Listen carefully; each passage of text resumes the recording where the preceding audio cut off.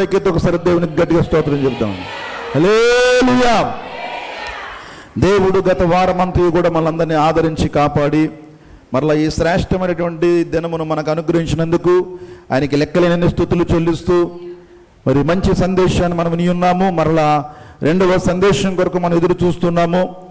వాక్యము వినేవారికి గొప్ప సిద్ధపాటు అవసరము. ఎందుకంటే మాట్లాడుచున్నవాడు ప్రభువే గనుక ప్రభు మాటలకు మన హృదయాలను ఎప్పుడైతే సిద్ధం చేసుకుంటున్నామో అప్పుడు ప్రభువుకి మనం ప్రత్యేకమైన స్థానాన్ని ఇస్తాం. ఆ స్థానం ఇవ్వడం ద్వారా దేవుడు ఏం చేస్తాడంటే మనల్ని దృష్టిస్తాడు. ఎందుకంటే ఈ లోకములో లోకస్తులకు లేనటువంటి గొప్ప జ్ఞానాన్ని, అనుభవాన్ని దేవుడు తన పరిశుద్ధ గ్రంథం ద్వారా ప్రతి శుక్రవారం, ప్రతి ఆదివారం కూడా అనేక మందిరాల్లో అనేక సేవకుల ద్వారా దేవుడు అనేకులకు అందిస్తూ ఉన్నాడు. దీన్ని ఎవరైతే స్వీకరిస్తారో, అంగీకరిస్తారో, దీని ప్రకారంగా ఎవరైతే వారి జీవితాలను కట్టుకుంటారో ఖచ్చితంగా వారి బ్రతుకులను దేవుడు బాగు చేస్తాడు. శాంతి, సమాధానము, నెమ్మది, ప్రశాంతత అంతా కూడా దేవుని గ్రంథంలో దేవుడు రాచాడు. కనుక ఈ గ్రంథంలో చెప్పబడుతున్న ప్రతి మాటను హృదయపూర్వకంగా తీసుకుందాం. దేవునికి మహిమ కలుగును గాక. హల్లెలూయా.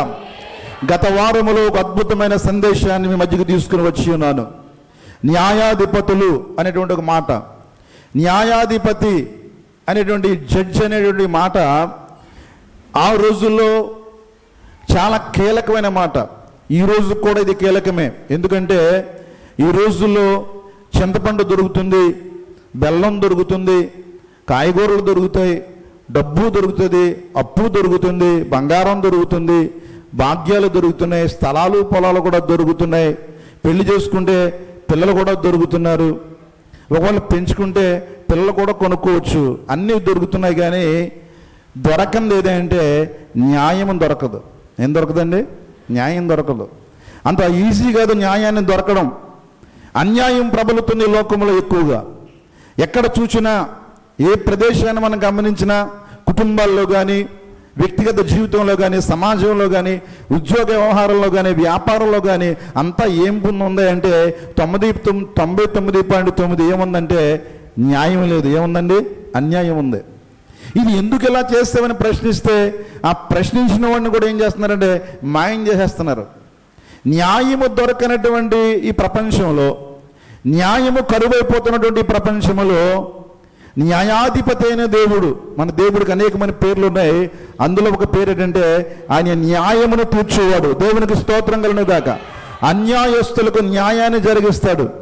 ఒకవేళ భూ సంబంధంగా నీకు న్యాయం కనబడకపోవచ్చేమో, కానీ పరలోకంలోకి వెళ్ళిన తర్వాత కూడా అక్కడ నేను తీర్పు సింహాసనం మీద కూర్చున్నప్పుడు ఈ భూమి మీద నీకు దొరకిన న్యాయము ఆయన తీర్పు సింహాసనం దగ్గర ఖచ్చితంగా దొరుకుతుంది. దేవునికి స్తోత్రం కలుగును గాక.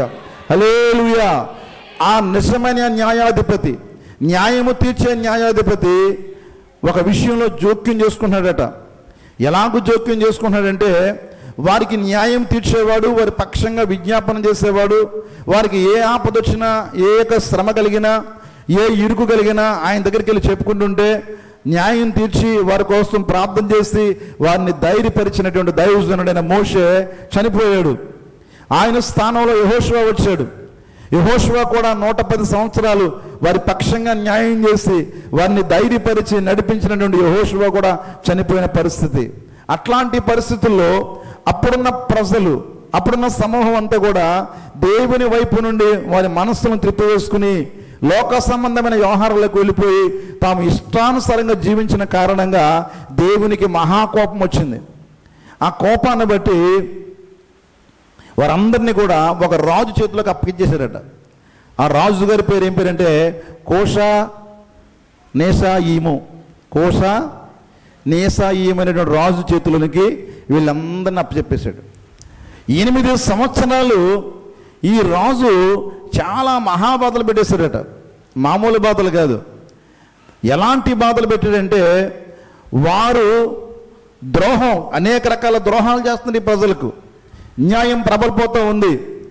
అవి దేవుడు కూడా చూడలేనటువంటి బాధలు వారిని పడుతున్నప్పుడు, వారిని దోచుకుంటున్నప్పుడు, వారితో వెట్టి చాకిరీ చేస్తున్నప్పుడు ఇంక ఈ బాధలు పడలేక ఎంతగానో నిట్టూర్పులు విడుస్తున్నారు, బాధలు పడుతూ ఉన్నారు.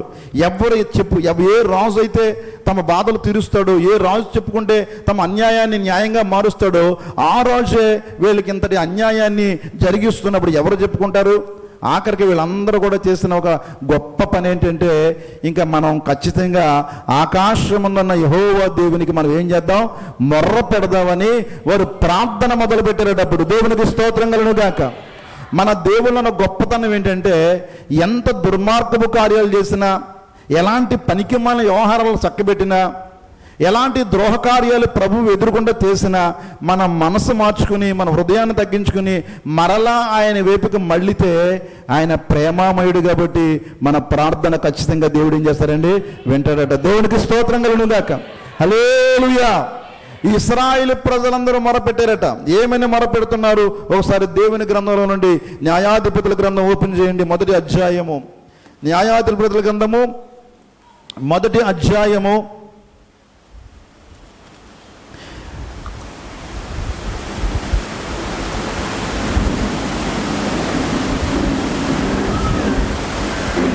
9వ మాట చదవండి. 3:9, 3వ అధ్యాయము 9వ మాట. ఇశ్రాయేలీలు యెహోవాకు మొర్ర పెట్టగా దేవునికి స్తోత్రం కలుగును గాక. హల్లెలూయా. ఇశ్రాయేలులందరూ కూడా ఇన్ని బాధలు, ఇన్ని శ్రమలు, ఇన్ని ఇరుకులు, ఇబ్బందులు కురుస్తున్న వేళలో ఈ న్యాయాధిపతులను పరిచయం చేయడానికి కారణం 5 కారణాలు ఉన్నాయి. మొదటి కారణము, వీరు ద్రోహుల చేతుల నుండి ద్రోహాన్ని పొందుతూ ఉన్నారు, నిట్టూర్పు విడుస్తున్నారు. వీరు నిట్టూర్పులు చూసి యెహోవా కూడా లోపల సంతాపం పడుతున్నాడు, ఎంతగానో బాధపడుతున్నాడు.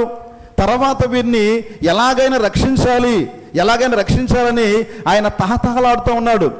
ఒక్క మాట, ఒక్క మొర, ఒక్క ప్రార్థన దగ్గరికి వస్తే బాగున్ను, ఒక్క మాట నాతో చెబితే బాగున్నని ఆయన ఎదురు చూస్తున్న సమయంలో ఆఖరికి ఇశ్రాయేలు ప్రజలకి మరి ఏ పెద్ద ఆయన చెప్పాడో, ఎవరు చెప్పారో తెలియదు, కానీ వారి బాధలకు వారందరూ కూడా యెహోవాకు ఏం చేశారటండి, మొర్ర పెట్టాడట. దేవునికి స్తోత్రం కలుగును గాక.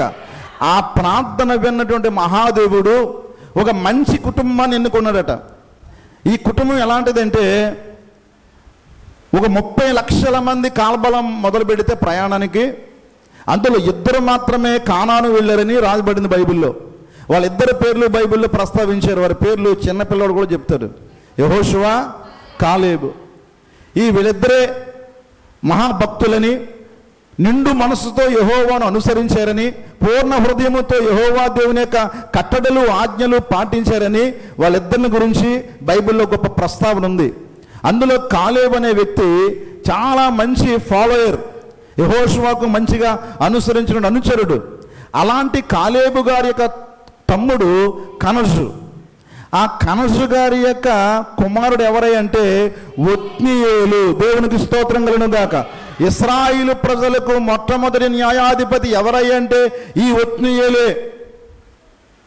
ఈ ఒత్నీయేలు ఎలాంటి వాడు, ఎలాగ పుట్టాడంటే, యెహోవా దయ వలన యెహోవాయే అతనిని కనజు కడుపున పుట్టించాడు. దేవునికి స్తోత్రం కలుగును గాక. ఆ విత్తనం వేసింది ఎవరండి? కనజు కాదు. ఎవరేశారు విత్తనాన్ని? యెహోవా దేవుడు వేశాడు. యెహోవా దేవుడు వేసిన విత్తనం ఎలాగుంటుంది? అద్భుతంగా ఉంటుంది. ఆ ఒత్నీయేలుకు దేవుడు పుట్టించాడు కేవలం ఒక మంచి న్యాయాధిపతిగా ఉండడానికి. ఆ ఒత్నీయేలు పెరిగిన తర్వాత వివాహం కూడా అద్భుతమైనటువంటి జ్ఞానవంతమైన స్త్రీతో వివాహం జరిగింది. ఆమె పేరు ఆక్సా. ఆమె ఎవరు కుమార్తె అంటే కాలేబు గారి యొక్క కుమార్తె. కాలేబు తమ్ముడు కనజు అయితే, కనజు యొక్క కుమారుడు ఆక్సాకి ఏమవుతాడంటే అన్నయ్యో తమ్ముడు అవుతాడు. వరుసకు వెళితే, వరుసకు వెళ్ళకండి.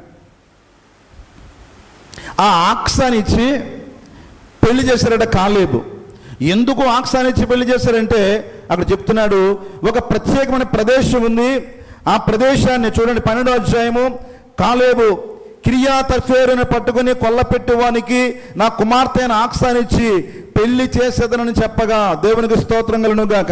దేవుని అభిషేకంతో పుట్టినటువంటి ఈ యొక్క ఒత్నీయేలు కాలేబు యొక్క కాళ్ళను తీసుకుని, ఇదిగో ఒక ప్రదేశం ఉంది, ఆ ప్రదేశాన్ని ఎవరైతే జయిస్తారో ఆ జయించిన వానికి నా కుమార్తెను ఇస్తానని వాగ్దానం చేసేసరికి దేవుని ఆత్మతో నింపబడిన వ్యక్తి కనుక వాళ్ళందరినీ జయించి తన కుమార్తెను ఏం చేశారండి? వివాహం చేసుకున్నాడు. దేవునికి స్తోత్రం కలుగును గాక. ఆమె ఎంత మంచిదంటే చూడండి, ఆమె ఆక్స ఎలాంటిదో 14 వచనం చదవండి. 1:14. ఆమె తన పెనిమిటి ఇంట ప్రవేశించినప్పుడు తన తండ్రిని తన ఒక పొలము అడుగుటకు అతన్ని ప్రేరేపించాను. దేవునికి స్తోత్రము కలుగును గాక. ఆమె గాడిదను దిగగా, కాలేబు నీకు ఏమి కావాలనో, దేవునికి స్తోత్రం కలుగును గాక. కాలేబు కూడా కుమార్తె అంటే చాలా ఇష్టం. ఎప్పుడైనా పెళ్ళైన వాళ్ళు ఏం చేయాలి? తన భర్త యొక్క క్షేమాన్ని ఏం చేయాలంటే ఆలోచించాలి. తన అత్తవారి కుటుంబం గురించి ఆలోచించాలి. తన అత్తవారి కుటుంబం ఉన్నతంగా ఉండాలని ఆలోచించాలి. అలా ఆలోచించే కుటుంబాలు ఖచ్చితంగా ఆశీర్వదించబడతాయి. పెళ్ళైన ఏ స్త్రీ అయినా సరే పుట్టింటి కోసం ఆలోచించిందంటే సర్వనాశనం మొదలైందని అర్థం. దేవునికి స్తోత్రం కలుగును గాక. అలాంటి కుటుంబాలు సమాజంలో ఇప్పుడు ఎక్కువైపోయి పెళ్ళి అయినా కానీ గుడ్ మార్నింగ్ భర్తకు చెప్పదు, కానీ పొద్దున్నే ఫోన్ చేసి వాళ్ళ అమ్మకు చెప్తుంది. దేవునికి స్తోత్రం కలుగును గాక. భర్తకు నీరసం అయితే ట్యాబ్లెట్ ఇవ్వదు, కానీ ఫోన్ చేసి వాళ్ళ అమ్మని ఏం చేద్దంటే, అమ్మ ఉదయాన్నే నేను బీపీ ట్యాబ్లెట్లు వేసుకున్నావా లేదా, ఇంకా మింగేవా లేదా అని ఇప్పుడు ఫోన్ చేస్తుంటుంది. ఇక్కడ ఇవిడు కుమారిని తల్లిని నీ తండ్రినింటిని మరువమని వాక్యం చెప్తుంటే పుట్టింటి గోల పోదు ఇవిడికి. అత్తింటి గోల అసలు పట్టిన మళ్ళీ బత్తి తెగపడ స్తోత్రం శుద్ధించేద్దాను. ఇక్కడ శుద్ధించేస్తావు ఎక్కువ. ఆ శుద్ధి ఎవడో పట్టుకోడు నిన్ను. తండ్రి దిగగానే తండ్రిని అడుగుతుంది. ఆల్రెడీ కొంత ఇచ్చాడట. ఏమి ఇచ్చాడండి? ఆమె తన పన్నింటిని ప్రవేశించినప్పుడు తండ్రిని ఒక పొలము అడుగుటకు అతన్ని ప్రేరేపించను. దేవునికి స్తోత్రం కలుగును గాక. హల్లెలూయా. నాన్న నువ్వు పెళ్లి చేస్తే మేము బ్రతకాలి, కాస్త పొలం ఇయ్యి అనగానే పొలం ఇచ్చాడు. పొలం తర్వాత ఏమి ఇచ్చాడండి? అందుకామె నీకేమి కావాలని అడగగా అందుకామె ఏమి అడిగిందంటే దీవెన దయచేయము. దేవునికి స్తోత్రం కలుగును గాక. కాలేబు ఎలాంటి వాడంటే దేవుని అభిషేకము చేత నిండు మనసుతో యెహోవా దేవుని అనుసరించిన వాడు. అతని దగ్గర ఆత్మ సంబంధమైన ఆశీర్వాదం ఉంది, భూ సంబంధమైన ఆశీర్వాదం ఉంది. 2 ఆశీర్వాదాలు కలిగిన వాడు. 2 కూడా నేను పొందుకోవాలి. నాకు అవ్వ కావాలి, బువ్వ కావాలి, అన్ని ఆశీర్వాదాలు కావాలని పొలము తీసుకుంది. ఆ తండ్రి దగ్గర నుంచి దీవెన తీసుకుంది. దేవునికి స్తోత్రం కలుగును గాక. అమ్మా నీకేమి కావాలంటే నాన్న నాకు దీవెన దయచేయము. బా, ఇలాంటి తెలివైన భార్య దొరికితే ఒత్నీయులేటి రాజుపాలు కూడా చాలా బ్రహ్మాండంగా ఉంటాడు. దేవునికి స్తోత్రం కలుగును గాక. హల్లెలూయా. దొరుకుతారు కొన్ని అమ్మలక్కలు. ఆడి బతుకు సర్వనాశనం అయిపోద్ది. పాపం ఏం చేస్తాడు? పాపం దిద్దడం రాదు, వండడం రాదు, వార్చడం రాదు, చక్కబెట్టడం రాదు, మాట్లాడడం రాదు, ఏమీ రాదు. వచ్చేస్తారు అంతే. ఒకళ్ళు చెప్పినా నేర్చుకోరు. ఎంత ఆక్స, ఎంతటి వినయము, ఎంతటి విధేయత. తండ్రి నాకేం కావాలి? దీవెన దయచేయము. దేవునికి స్తోత్రం కలుగును గాక. నాకు ఆశీర్వాదం ఇయ్యి.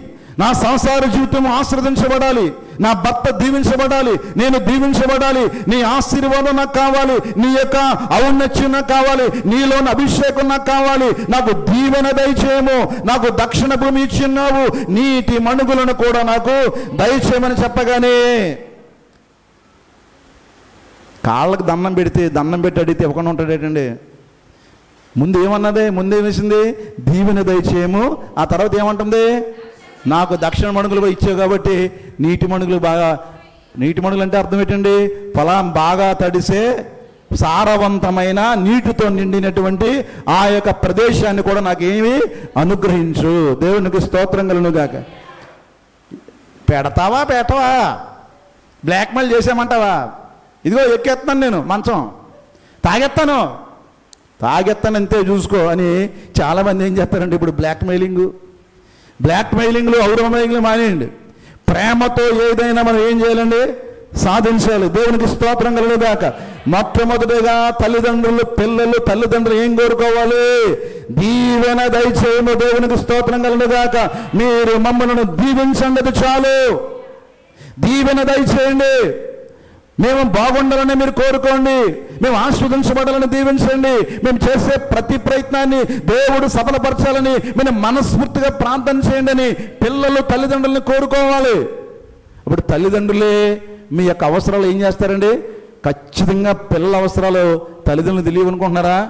పిల్లల గురించి తల్లిదండ్రులకి తెంగరోళ్ళు తెలియదేమో కానీ కాస్త తెలివితేటలున్న తల్లిదండ్రులకి తెలుస్తుంది. ఇప్పుడు తల్లిదండ్రులు ఏమి తెలివి తక్కువలు కాదు. ఒక 3 పిల్లలు ఉంటే కింద ఖాళీ అండి, మధ్యలో పెద్దోడండి, ఆ తర్వాత మంచి మధ్యనోడండి, ఆ తర్వాత పైన 3 కడుతున్నారు. ఇప్పుడు దేవునికి స్తోత్రం కలుగును గాక. హల్లెలూయా. వాళ్ళు ఉంటారో ఊడిపోతారో తర సంగతి, కానీ ముందు 3కి ఏం చేస్తున్నారండి? కేటాయించేస్తున్నారు. ఎంత అదృష్టవంతులు! మేము దురదృష్టవంతులం. ఆకు మేమే, పళ్ళువు మేమే, డప్పు మేమే, చేట మేమే, చెంబు మేమే, అన్నీ మేమే. దేవునికి స్తోత్రం కలుగును గాక. హల్లెలూయా. ఇప్పుడు ఎంత అదృష్టవంతులు! అయినా ఇంత అదృష్టంలో కూడా వీళ్ళు ఏం చేస్తున్నారంటే బ్లాక్ మెయిలింగ్ ప్రాసెస్లకు వెళ్ళారు. వద్దు వద్దు పిల్లలు, తల్లిదండ్రులు మీరు కోరుకునేది తెలుసా? దీవించండి, దీవెన దయచేయము.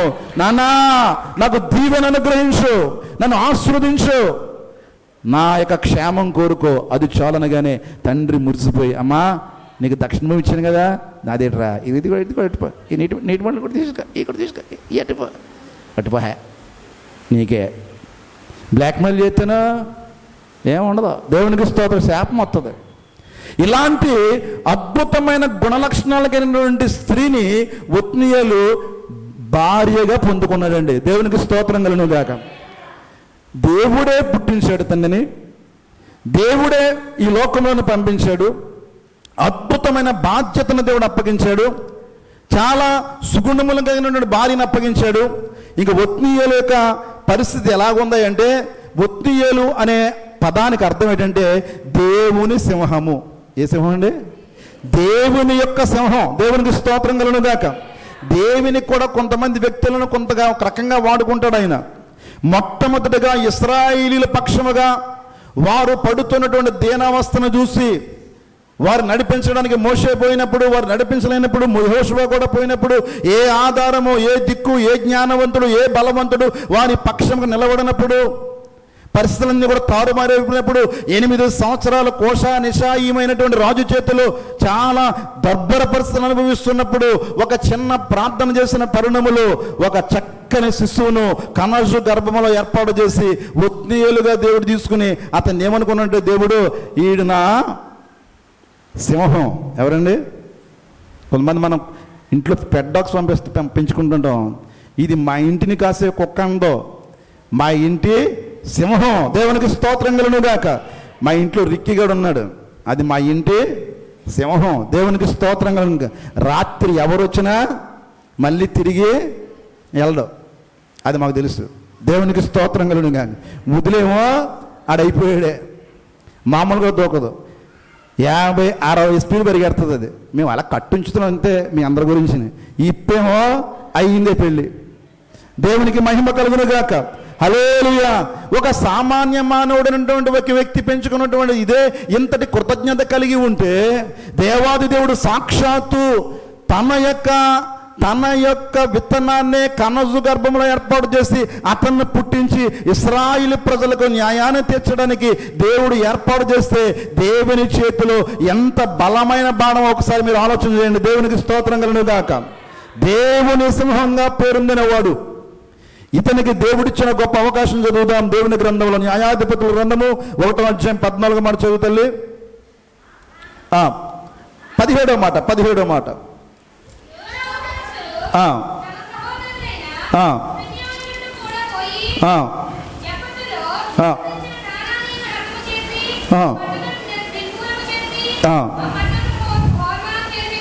దేవునికి స్తోత్రం కలుగును గాక. మనకు సరైన క్లారిటీ రావాలంటే 3వ అధ్యాయము 9వ మాటకు వచ్చేది. 3:9. ఒత్నీయేలును రక్షకునిగా ఇశ్రాయేలుల కొరకు నియమించి వారిని రక్షించను. దేవునికి స్తోత్రం కలుగును గాక. దేవుని చేతిలో సింహంగా పిలువబడుతున్నటువంటి ఈ వ్యక్తిని ఇశ్రాయేలు పక్షంగా ఇశ్రాయేలీలను రక్షించడానికి, దేవునికి స్తోత్రం కలుగును గాక. ఎవరి చేతిలో నుండి? కానానీయులు, యెబూసీయులు, పెరిజీయులు, హివ్వీయులు, వీళ్ళ యొక్క అన్య జాతుల అన్నిటి నుండి కూడా వీరి యుద్ధాలను జరిగించడానికి వీరి యొక్క పక్షంగా న్యాయాన్ని తీర్చడానికి ఒక అద్భుతమైన రక్షణ యోధుడిగా ఒత్నీయేలును దేవుడు ఏర్పాటు చేశాడు. దేవునికి స్తోత్రం కలుగును గాక. హల్లెలూయా. ఒక వ్యక్తి ఖచ్చితంగా ప్రతి ఇంటికి కావాలండి.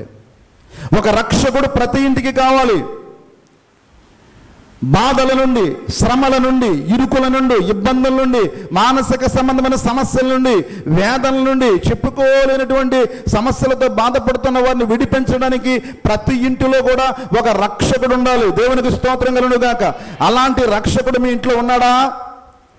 ఆ రక్షకుడు మీ తమ్ముడు రూపంలో ఉన్నాడా? మీ చెల్లి రూపంలో ఉన్నాడా? మీ అక్క రూపంలో ఉన్నాడా? నీ స్నేహితుడి రూపంలో ఉన్నాడా? లేదా నీ కుల పెద్ద రూపంలో ఉన్నాడా? లేదా ఏ రూపంలో ఉన్నాడో ఒకసారి ఆలోచించాయి. ఒకవేళ ఎవ్వరూ లేకపోతే, ఎవ్వరూ రాకపోతే, ఏ దారి లేకపోతే, ఏ దిక్కు లేకపోతే ప్రతి ఇంటికి ఒక రక్షకుడు ఉన్నాడని ఈ మధ్యాహ్న సమయంలో నేను ప్రకటిస్తున్నాను. ఆ రక్షకుడు మరి ఎవరో కాదు, ఒత్నీయేలు స్థానములో ఉన్నటువంటి ప్రభువైన యేసు క్రీస్తు మీ రక్షకుడే. దేవునికి స్తోత్రం కలుగును గాక. మీ ప్రయాణములలో, మీరు చేస్తున్న కార్యములలో, మీ తలంపులలో, మీ శోధనల్లో, మీ ఇరుకులలో, మీ ఇబ్బందులలో, ప్రతి విధమైన బాధలు ఆయనే మీ రక్షకుడు, ఆయనే మీ ఒత్నీయేలు, ఆయనే న్యాయాధిపతి. ఆయన ఉన్నాడు, నియమించాడు ఆయన్ని. దేని కొరకండి? ఇశ్రాయేలును రక్షించుటకును. చదువు తల్లి అంకా కదా ముందే అదే. ఒత్నీయేలును ఒత్నీయేలు రక్షకునిగా ఇశ్రాయేలు కొరకు నియమించి వారిని రక్షించెను. దేవునికి స్తోత్రం కలుగును గాక.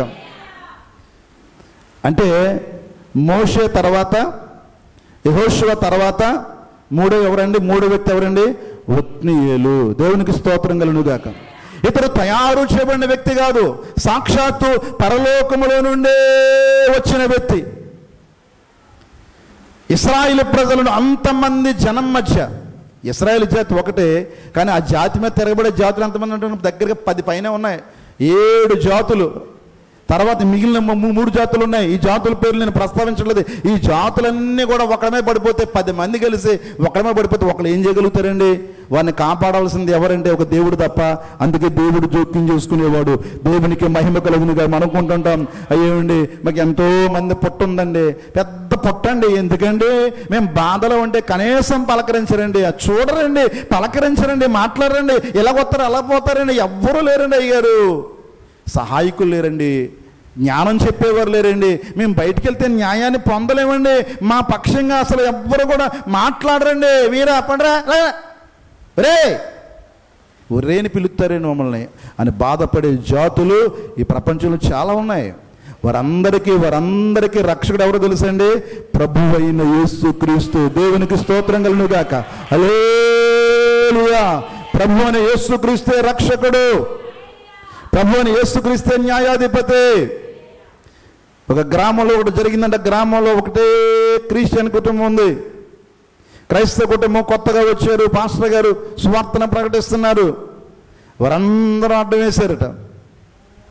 అడ్డం వేసి ఆ ఊరి పెద్దకు పిలిచి, ఏమండి ఇక్కడ అందరినీ ఆడవాళ్ళు మగవాళ్ళందరూ ఊరు వెళ్ళిపోయినప్పుడు, బయటికి వెళ్ళినప్పుడు ఆడవాళ్ళ దగ్గరికి వెళ్తున్నాడండి, ఈయన పంపించేయాలండి, ఈ ఊళ్ళో ఉండడానికి వీలు లేదు అని అందరూ వెళ్ళి కంప్లైంట్ ఇచ్చారట ప్రెసిడెంట్ గారికి. ఆ ప్రెసిడెంట్ గారు కబురెట్టారు, ఏమయ్యా వేరే మతం వాళ్ళు మీరు బొట్లు ఎట్టుకోకూడదు, కాటుకు ఎట్టుకోకూడదు, అది ఎట్టుకోకూడదు అని చెప్తున్నామంట, ఇంటింటికి తిరుగుతున్నామంట మగవాళ్ళు లేనప్పుడు. మా ఊర్లో ఇలాంటి కుదరవు, ఇలాంటి చేయడానికి వీల్లేదు, నువ్వు అర్జెంటుగా రేపు నువ్వేం చేయాలంటే ఊరు వెళ్ళేసి వెళ్ళిపోవాలి అంటే, అయ్యా ఇప్పుడు ఉన్న పలంగా వెళ్ళిపోమంటే ఎక్కడికి వెళ్ళిపోమండి, అద్దె తీసుకున్నామండి ఇల్లు, ఆల్రెడీ కొంత అడ్వాన్స్ కూడా ఇచ్చాం, మాకు కొద్దిపాటి సమయం ఇవ్వండి అయ్యా, మీ మాట మేము ఎదిరించేంత శక్తి మా దగ్గర లేదు, కొద్దిపాటి సమయం ఇవ్వండి అని అడిగితే, నాకే ఎదురు చెప్తే తను తనేడట. పాపం పాస్టర్ గారు మారు మాట ఆడకుండానే మన పక్షంగా ఇక్కడ న్యాయం చెప్పేవాళ్ళు ఎవరు లేరు, దేవుడే న్యాయం తీర్చాలని చెప్పి కన్నీరు కార్చుకుంటూ ఇంటికి వచ్చేసారట. దేవునికి స్తోత్రం కలుగును గాక. హల్లెలూయా. ఏం చేస్తారు? ఆ కుటుంబం రాత్రి మోకరించి, ప్రభువా న్యాయము న్యాయాధిపతియే సయ్యా, న్యాయము తీర్చగరావయ్యా. దేవునికి స్తోత్రం కలుగును గాక. హల్లెలూయా. న్యాయాధిపతి అయిన యేసయ్య న్యాయం తీర్చు ప్రభువా అని రాత్రి తెల్లవారులు ప్రార్థన చేస్తే మంచం మీద పడుకున్నటువంటి సర్పంచ్ గారు ఏ కాలుతో తన్నాడు, ఆ కాలు తన్నిపోయి ఆ కాలు ఏం చేసిందట, పడిపోయిందట. పొద్దున్న లేచేసరికి ఇంకో కంప్లైంట్, మీరు ఎప్పుడైనా నవ్వేయకండి. పాటగారు ఏదో ఏం పెట్టాడు, ఈయనకి చెడి పెట్టాడు. రెండో గొడవ వచ్చింది. ఏ గొడవ వచ్చిందండి? పాటర్ గారు ఇతనికి చెడి పెట్టారు, ఈ చెడిపోయిన అసలు ఉంచడానికి వీలు లేదు అని మొత్తం ఊరంతా కూడా ఏమైపోయిందటండి, ఏకమైపోయిందట. దేవునికి స్తోత్రం కలుగును గాక. ఊరంతా ఏకమైపోయి దగ్గరుండి వాళ్ళందరూ కూడా వారి చెంబులు, వారి తెపాట్లు అన్నీ కూడా బయటికి పారేసి బయటికి గెంటేశారట. బాధపడుతూ బాధాతప్త హృదయంతో, ప్రభువా నీ చిత్తమైతే ఈ గ్రామాన్ని రక్షించుకో, నువ్వు పంపించావు, నేను వచ్చాను, నీ మాట చెప్పాను, నేను వెళుతున్నానని సిగ్గుపడుతూ గ్రామం మీద వెళ్ళిపోయారట. 10 రోజులు తిరగకుండానే పెద్ద అగ్ని ప్రమాదం వచ్చి ఏ తెప్పేళాలు, ఏ చెంబులు, ఏ చేటలు ఇసిరారో ఆ తప్పేళాలు, ఆ చేటలు, ఆ చెంబులు అన్నీ కూడా కాలిపోయాయి. దేవునికి స్తోత్రం కలుగును గాక. ఇప్పుడు చెప్పండి, చెడు పెడితే జరుగుతుందండి. అప్పుడు అందులో ఉన్న ఒక తాత, అందులో ఉన్న ఒక పెద్ద లేచి, రే పాస్టర్ గారిని మనం ఇదే పద్ధతిలో మనం పంపించాము, అదే 10 రోజులు తిరగకుండా ఇక్కడ జరిగింది కాబట్టి ఆయనలో ఏదో శక్తి ఉంది, ఆ శక్తి మనకు అందరికీ కావాలి, రప్పించండి ఆయన్ని. దేవునికి స్తోత్రం కలుగును గాక. మన గ్రామాన్ని రప్పించండి. మన గ్రామంలోనే స్థలం చూసి పందిరేసి పాకేసి మనం పడదామని పాకేసి మొదలెట్టారు. యెహోవాను స్తుతించడం మొదలెట్టారు, ఆరాధించడం మొదలుపెట్టారు. కొన్ని సంవత్సరాలలోనే గ్రామం అంతా కూడా ప్రభు యేసుకు పట్టబడి కీడు చాటున మేలు ఉంచే దేవుడు మన దేవుడు. హల్లెలూయా. దేవుని కార్యాలు ఎలా ఉంటాయండి, పద్ధతులు ఎలా ఉంటాయంటే ఓడిపోయినట్టు ఉంటాయి. ఆ ఓడిపోయిన అన్ని కూడా ఎలా అవుతాయండి, మెట్లుగా మారుతాయి. గమనించండి, ఇశ్రాయేలు ప్రజలను ఇంతగా హింసిస్తూ వేధిస్తూ రోధిస్తున్నటువంటి జనాంగం మధ్య ఒక్క సింహాన్ని దేవుడు పుట్టించాడట. ఆ సింహానికి దేవుడు ఏమి ఇచ్చాడు తెలుసండి, శక్తి, దేవుని ఆత్మ. మాట చదువుతల్లి, యెహోవా ఆత్మ. 10వ వచనము, యెహోవా ఆత్మ ఎవరి మీదకి వచ్చిందండి, అతని మీదకి వచ్చాను. పుడితే కాదు, మరలా ఈ లోకంలో ఉన్నప్పుడు దేవుని ఆత్మను మనం సంపాదించాలి. దేవుని ఆత్మ మన మీదకి వచ్చేటట్టుగా మనం ఆహ్వానించాలి. అందుకే ప్రార్థించేటప్పుడు, స్తుతించేటప్పుడు, ఆరాధించేటప్పుడు అందరూ కూడా స్తోత్రం చెప్పండి, హల్లెలూయా చెప్పండి, ఆమేన్ చెప్పండి. దేవుని ఆత్మ మనల్ని అల్లుకుంటుందని దైవజనులు మొత్తుకుంటూ ఉంటారు. దేవునికి స్తోత్రం కలుగును గాక.